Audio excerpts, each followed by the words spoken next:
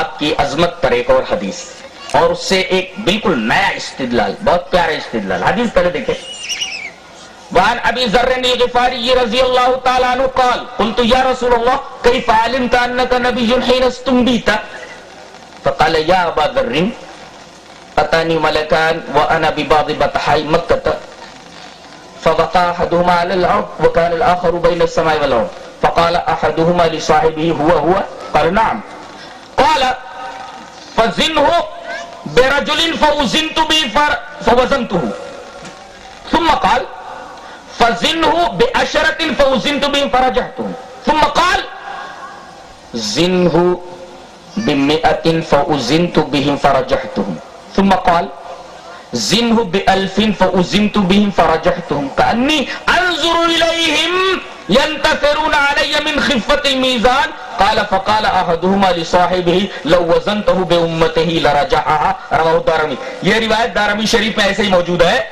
اور دیکھیے کتنی پیاری پیاری باتیں اس حدیث پاک کے اندر کہی گئی ہیں. پوری روایت میں نے عنوان پیش کر دی ہے. اب اس حدیث کا مفہوم دیکھیے اور اس حدیث کے تعلق سے کچھ عجیب و غریب باتیں.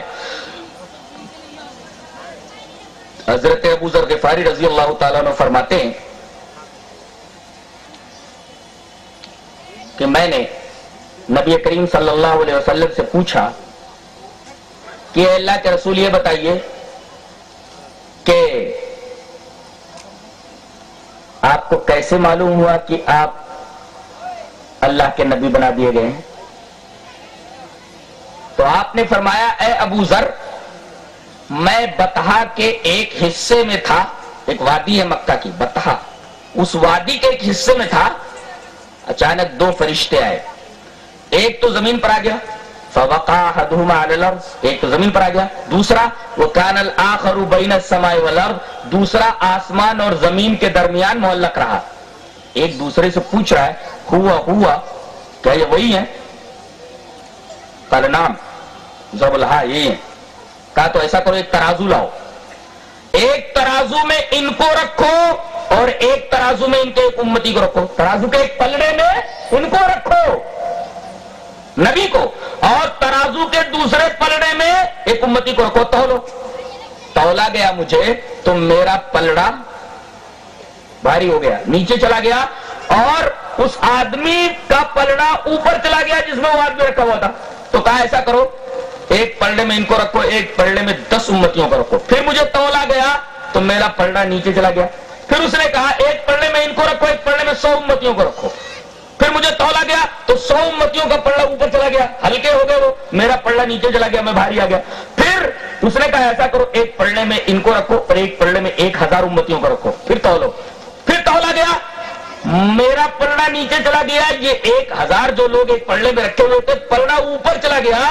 اب کے کافی لوگ ہو گئے تھے نا, 1000 لوگ. آپ فرما رہے کانی انظر الیہم ینتصرون علی من خفۃ المیزان. ترازو کا پلڑا ہلکا ہونے کی وجہ سے ایسا لگتا تھا جیسے سب ڈاما ڈول ہو رہے ہیں, میرے اوپر گر پڑیں گے. تو ایک فرشتہ دوسرے سے بول رہا ہے رہن دو, اگر پوری امت کے ذریعے ان کو تولا گیا تو یہ بھاری آئیں گے. یعنی ایک پلڑے میں ان کو رکھ دیا جائے اور ایک پلڑے میں تمام امتیوں کو, تو جس میں یہ رکھے ہوئے ہوں گے وہ پلڑا بھاری ہو جائے. برابر. عیسائی لوگ ایک سوال کرتے ہیں تمہارے نبی کہاں؟ بولے ہمارے نبی زمین پر.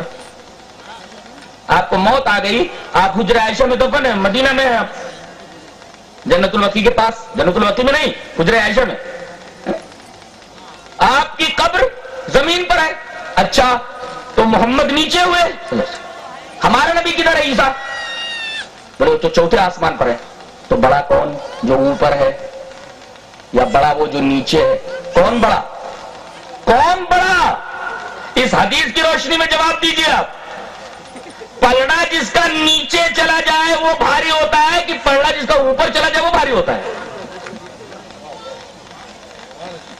پلڑا نبی کا نیچے ہے, جو نیچے رہے گا وہ بھاری رہے گا, اوپر وہ جاتا ہے جس کا پلڑا ہلکا ہو جائے. لہذا ہمارا نبی نیچے رہتے ہوئے بھاری ہے.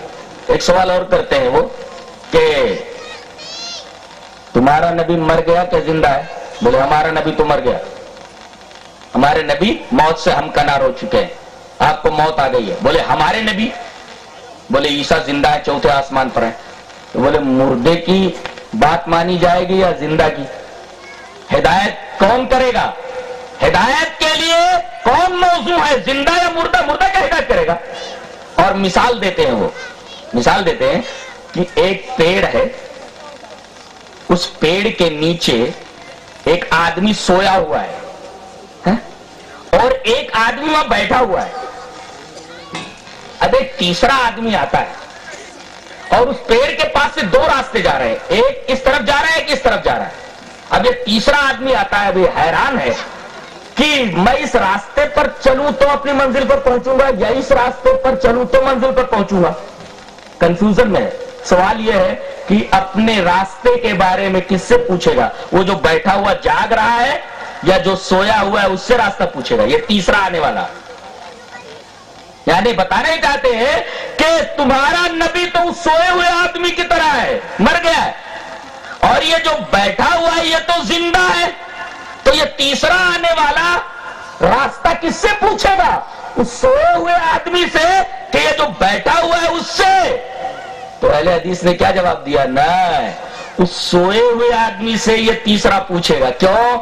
इसलिए कि ये जो बैठा हुआ जाग रहा है ये भी रास्ता भूला हुआ है, इस इंतजार में है कि ये सोने वाला उठे तो मैं रास्ता पूछूं, इधर जाऊं क्या उधर जाऊं। वो भी इस इंतजार में है कि ये सोने वाला उठे और उठने के बाद मैं रास्ता पूछ, इसलिए कि जो जाग रहा है बेचारा वो भी रास्ता भूला हुआ है, वो इस इंतजार में कि हजरत उठे तो मैं रास्ता पूछूं। इस एतबार से भी हमारा नबी सबसे अफजल हुआ। इसी वजह से कहा जाता है ना आप अफजल अंबिया है। पता ये चला कि आपको एक पलड़े में रख दिया जाए और दूसरे पलड़े में तमाम उम्मतियों को, तो आप जिस पलड़े में होंगे वो पलड़ा भारी हो जाएगा। अच्छा, अब आज हमारे दरमियान नबी करीम सल्लल्लाहु अलैहि वसल्लम नहीं है। क्या मौजूद है हमारे दरमियान? आपकी अहादीस। अब मैं क्या करता हूं, आपकी एक हदीस एक पलड़े में रखता हूं, एक पलड़े में रख देता हूं, तमाम इमामों की तमाम बातें एक पलड़े में रख देता हूं और तौलता हूं। कौन सी चीज भारी हो जाएगी? नबी की बात। जब आप सबसे बावजन है तो आपकी बात भी सबसे बावजन। यह हदीस तालीम देती है हमें कि नबी की बात सबसे वजनी है। अगर आप उम्मत के मुकाबले में, पूरी उम्मत एक पलड़े में और आप एक पलड़े में, जिस पलड़े में आप हो पलड़ा भारी हो जाए, ऐसे ही आपकी बात एक पलड़े में रख दी जाए और दुनिया के तमाम इंसानों की बात एक पलड़े में रख दी जाए, तो आपकी हदीस को सराखों पर रख लिया जाए और दुनिया के तमाम इंसानों की बातें ठुकरा दी जाए।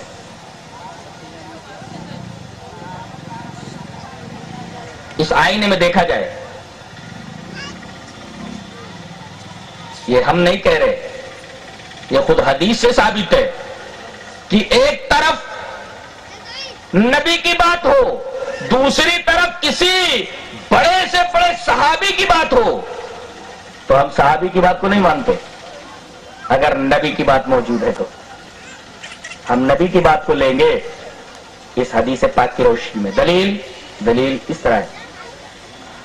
वान इब्न शिहाब अन्न सालिम इब्न अब्दुल्लाह हदथहु अन्नहु समिअ रजुलन मिन अहलि शाम व हुवा यसअलु अब्दुल्लाह इब्न उमर अन तमत्तु बिल उम्रति इला हज फक़ाल अब्दुल्लाह इब्न उमर हिय हलाल फक़ाल अश-शामी इन्न अबाक क़द नहा अन्हा फक़ाल इब्न उमर अरायत इन कान अबी नहा अन्हा व सनाहा रसूलुल्लाह सल्लल्लाहु अलैहि वसल्लम अमरु अबी उत्तबहु अम अमरु रसूलुल्लाह सल्लल्लाहु अलैहि वसल्लम फक़ाल अर्रजुल बल अमरु रसूलुल्लाह सल्लल्लाहु अलैहि वसल्लम फक़ाल लक़द सनाहा रसूलुल्लाह सल्लल्लाहु अलैहि वसल्लम रवाहु तिर्मिज़ी फी किताबिल हज। हजरत इमाम तिर्मिज़ी इस हदीस पाक को ऐसे ही किताबुल हज में लाए। मतलब क्या है? कहते हैं सीरिया का रहने वाला, शाम का एक सीरियन हजरत अब्दुल्लाह इब्न उमर रजी अल्लाह तआला अन्हु के पास आया और उसने कहा कि हजरत एक मसला पूछना है। कहा कि पूछो। कहा कि ये बताइए हज तमत्तो करना कैसा है? हज तमत्तो करना कैसा? आपने फरमाया हज तमत्तो जायज है।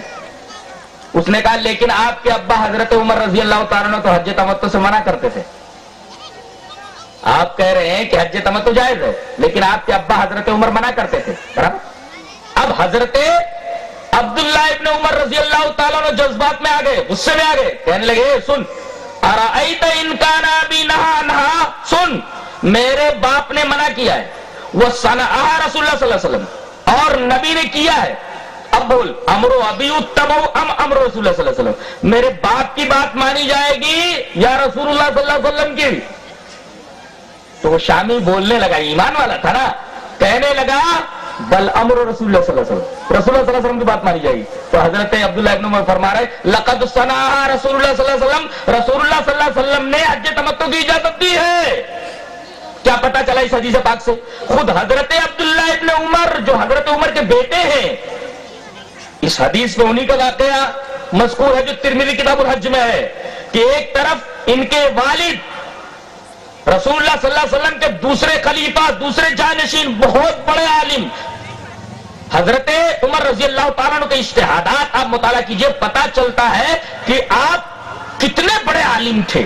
ایک طرف ان کی بات اور دوسری طرف نبی کریم صلی اللہ علیہ وسلم کی بات۔ حضرت عبداللہ ابن عمر فرما رہے کہ کن کی بات مانی جائے گی، میرے باپ کی یا میرے نبی کی؟ ایمان والا شامی کہنے لگا نہیں، نبی کی بات مانی جائے گی۔ تو حضرت عبداللہ ابن عمر فرما رہے نبی کریم صلی اللہ علیہ وسلم نے حج تمتع کی اجازت دی ہے۔ یہ حدیث فیصلہ کر دیتی کہ ایک طرف عمر کی بات، ابو بکر رضی اللہ تعالیٰ کی بات آ جائے اور دوسری طرف نبی کی بات آ جائے، نبی کی بات کو لے لیا جائے، صحابی کی بات کو چھوڑ دیا جائے۔ عجیب بات ہے، حدیث موجود ہے لیکن اگر ایسا کیا جائے تو کہتے ہیں کہ عمر رضی اللہ تعالیٰ عنہ کی شان میں گستاخی کرتے، آپ نے ایسا کیا، یہ لوگ ایسا کہہ رہے ہیں۔ ارے بھائی اہل حدیث جو کرتا ہے وہ کسی حدیث کی روشنی میں کرتا ہے، صاف حدیث کی روشنی میں کرتا ہے۔